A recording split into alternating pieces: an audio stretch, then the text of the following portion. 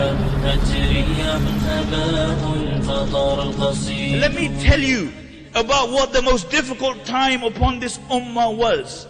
If you gather all the suffering of the Muslim world today, it does not compare with a fraction of what the Muslim ummah went under the Mongols. History records that there were only two generals who never lost a battle.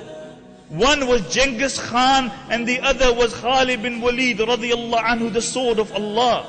When Genghis Khan and his descendants, they ransacked, they decimated the Muslim world, and this is no exaggeration. Western historians mention they reached Poland, they reached Bulgaria, they reached Moscow, but they mention that what they did to the Muslim world was unparalleled in cruelty.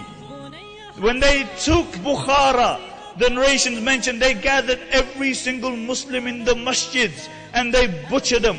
When they took Samarkand, they gathered the Muslims outside Samarkand, and then every single Muslim was butchered, and then they cut off their heads and they made pyramids out of their heads.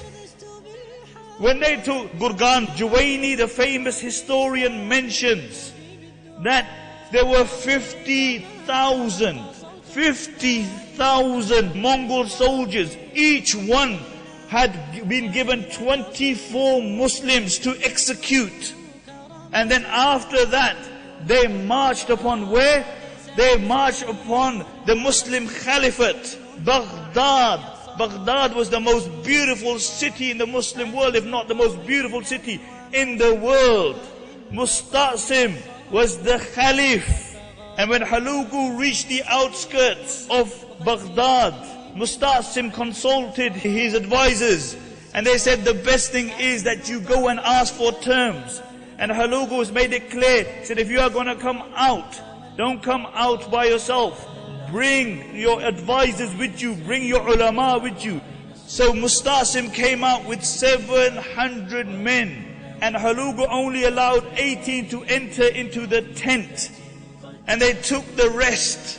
This was the cream of the crop of Baghdad, and they butchered every single one. And now Musta'sim is standing in the court of the Mongol prince. And the same Musta'sim, people would come to his court, he would rebuke, he would chastise, he's shaking in front of Hulagu. And then Hulagu mentions that I'm going to keep you alive for a while. And the reason that they kept him alive is that they wanted him to go back into Baghdad and tell his men to put their weapons down. So they took him back to Baghdad. And when he had told the people of Baghdad to put their weapons down, the narrations mention they brought his 3 children in front of him, and then they butchered them. Then they brought his sisters in front of him, and in front of his eyes they killed his sisters. And then they gathered the ulama, and they began to kill all the Sunni ulama. And then Hulagu said that the blood of the Muslims is halal.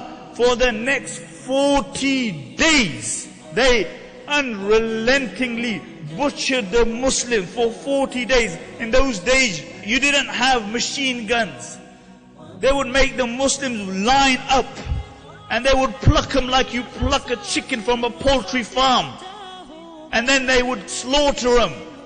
For 40 days this went on. The Muslims were so petrified. The narrations mention that a Mongol woman would enter into a Muslim home and she would kill every single individual, and nobody would fight her back. A Mongol woman would tell a group of Muslim men, don't move from here. And they wouldn't move from there. And she would go home and she would bring a sword and she would butcher every single one. Narration mentioned that one Mongol would kill 40 children after killing their mothers. The entire population of Baghdad was close to the entire population of Birmingham. And half of the population was destroyed. And after 40 days, Hulagu came into Baghdad and he gave an order that this killing should be stopped. And many of the Muslims had dug graves, and they were hiding in these graves. Many ate dogs, cats, even corpses to survive. This was the situation. And then Hulagu said to Musta'sim, he said, bring me your wealth. So he brought him his wealth. He said, no, bring me the wealth which is hidden. And in the middle of the palace there had a hawd. And underneath was the treasure which had been gathered for the last 500 years. For the last 500 years, the Abbasid caliphs had hid their wealth there. In one day, it went up. And then they imprisoned Musta'sim and they starved him. And Musta'sim asked for some food. And Hulagu sent him a platter with gold upon it. And he said, what am I going to do with this gold? He sent it back. And then Hulagu went to him. And look at this. This is a non-Muslim. He's telling the Muslim king.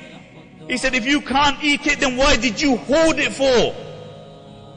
If you couldn't eat it, why did you hoard it for? Why did you give it to your men? So they were ready to die for you. And then he took him and he showed him the big gates of Baghdad. He said, what good are these big metal gates when there is no men to defend them? Why didn't you break these gates and make lances out of them and give them to your men? Musta'sim said, it's Qadrullah. And Hulagu said, I will show you Qadrullah. And they rolled him up in a carpet. And then they had him trampled by the horses.